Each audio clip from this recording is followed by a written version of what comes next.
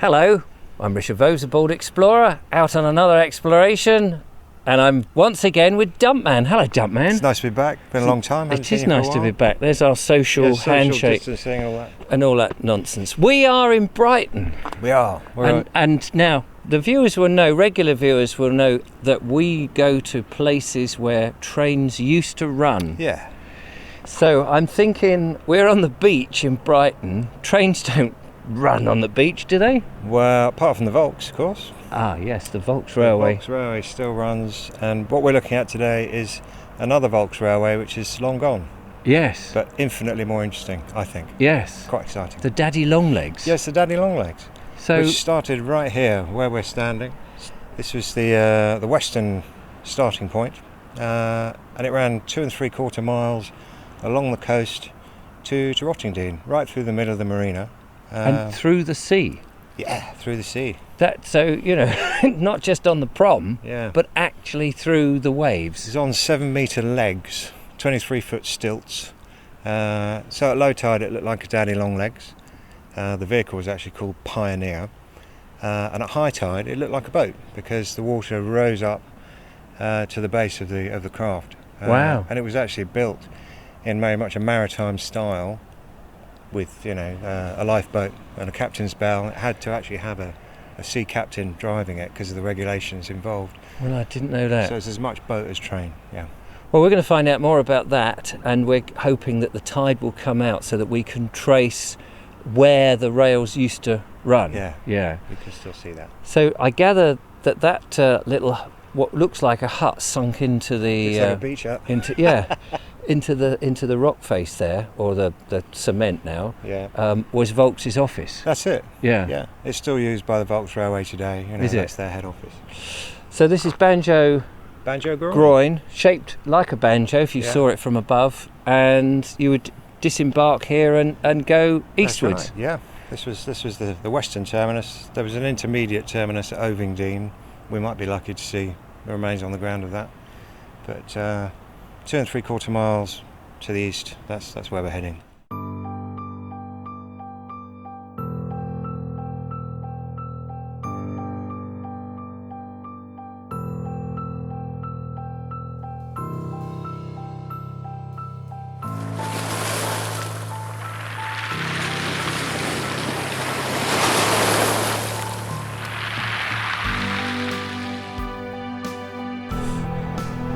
So we're making our way from the marina, which is back there, towards Rottingdean. We are. We're just passing the lovely windmill at Rottingdean. So, we can see where the line was. Yeah, it's really clearly visible today. Nice low tide. Yeah. Sun possibly about to pop out, which will be nice. So we're going to get down there and have a look at the thing. But you were going to tell me something else about the craft. I was. So the craft was quite luxurious. It's about 50 foot long, and the interior was quite sumptuous, carpeted. Wow. Sofas and a kind of knife board sofa down the middle, potted plants, heavy drapes out to sea to stop the light, and it was a luxury thing. You had to be reasonably well off to have a go. Yeah. They did that, didn't they, the Victorians? They were just brilliant at that sort of thing.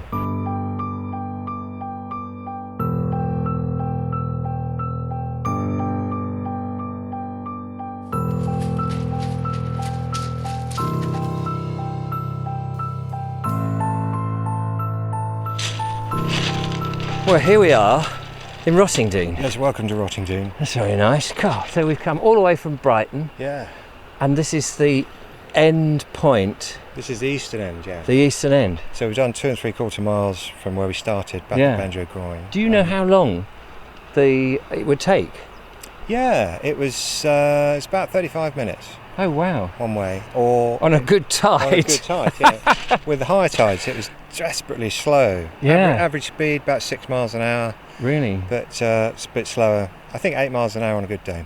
Yeah. You wouldn't really want to be whipping through the sea, would you? Because apparently they liked it because you could be in a seafaring vehicle without the seasickness. Ah, yeah, of course, because it's not bobbing up and down. Yeah, that was a big appeal to some of the wealthy visitors, you know. Yeah. The ladies. The ladies. Oh yes, nobody wants women and children first. Throw up over the side. So here we are by the cliff, and the cliff carries on quite a way, doesn't it, to Seaford and beyond. But you brought me here for a special reason. Well, this is the end of the line, and up behind us here, you can see the cliffs. There was a stage, a sort of pier landing platform that would have come off these cliffs over the top of our heads and then dipped down to where the train pulled in.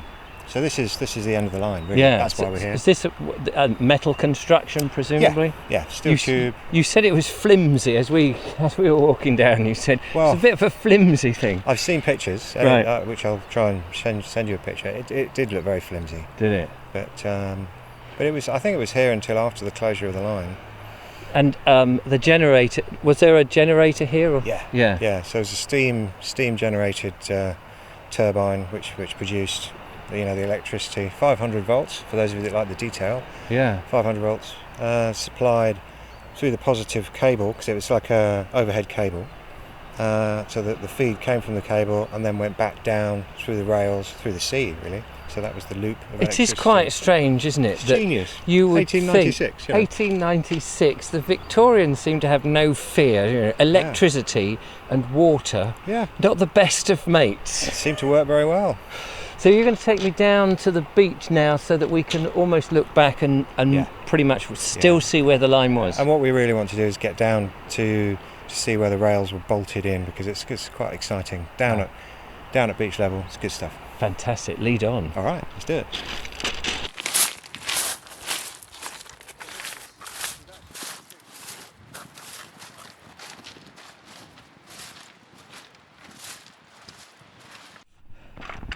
Well, here we go. This is the trackbed. This is the trackbed, yeah. So if you look briefly behind us, there's. Oh wow! You can see the alignment. You do see it. You do see the alignment. So we've come. Well, as we said earlier, this is at low tide, and you have to wait for low tide to see this. Yeah. And similarly, they would have had to build it at low tide, which of is course, something to think about. Each one of these concrete blocks is mortised into the seabed.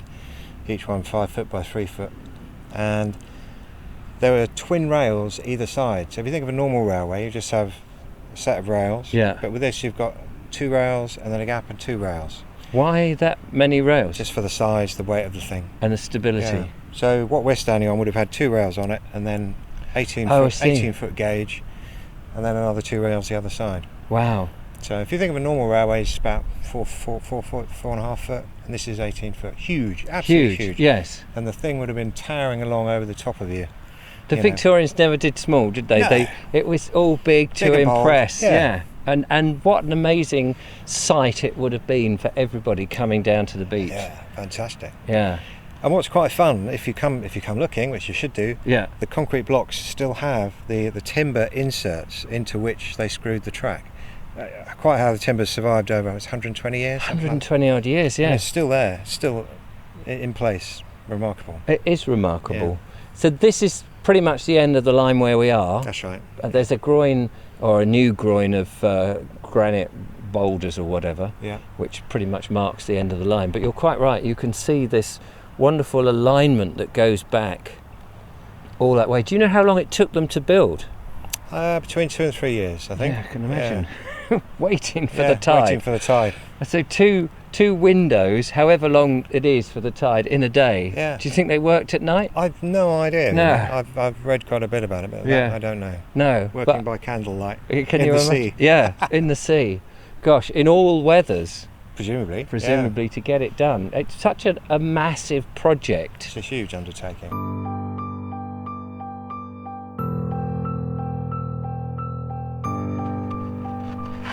Dumpman's already gone ahead. He says it's very slippery, so I'm probably going to go arse over tit, and I'm going to go and join him so we can get. It is slippery.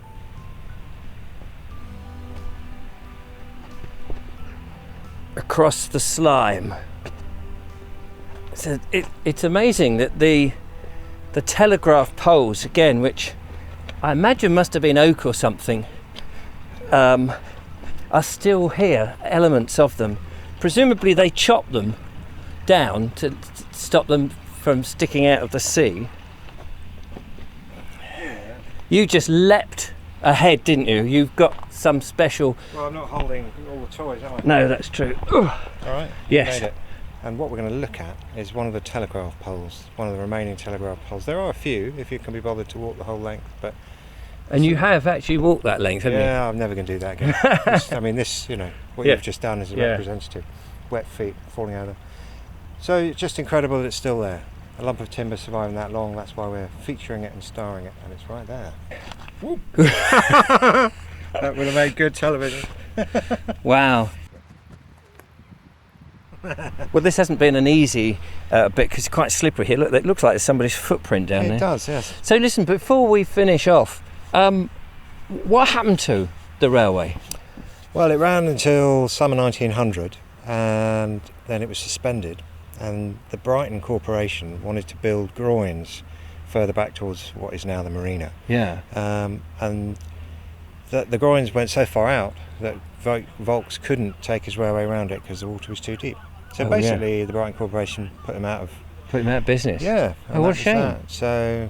And then what happened to all that wonderful... Well, the infrastructure stayed in place pretty much as is, and the travelling car or boat, Pioneer, was lashed to the landing stage at Rottingdean because there was an intermediate station there.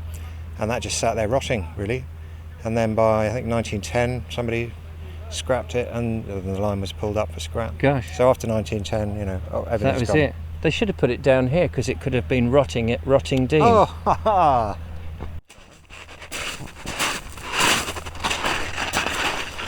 Well, how about that? What a story. What an amazing thing. Dumpman. I think it's great. It's one of the most peculiar railways that there is anywhere, I think, in this country. Yeah, and it must have been the first of its kind. Yeah, I think so, yeah. Yeah.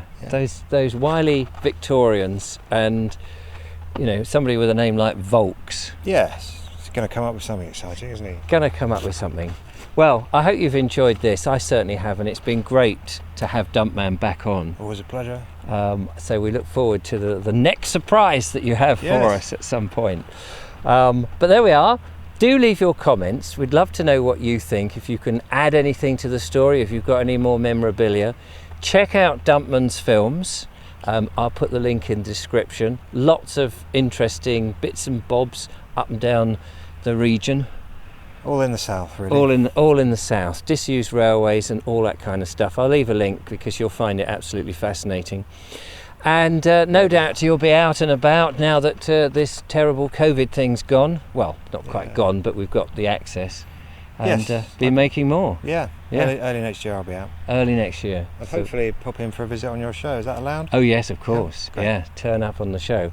So there we are. Don't forget to follow, like and subscribe. Become a patron, support what I do, send me bags of money and I'll carry on making these videos. That's the way to do it. That's the way to do it. Until then, from Rottingdean, down on the seafront here, before the tide comes and swamps us, goodbye. See ya. Bye-bye. So we're going to walk all this way back, are we? Is that yeah, that's the easiest thing.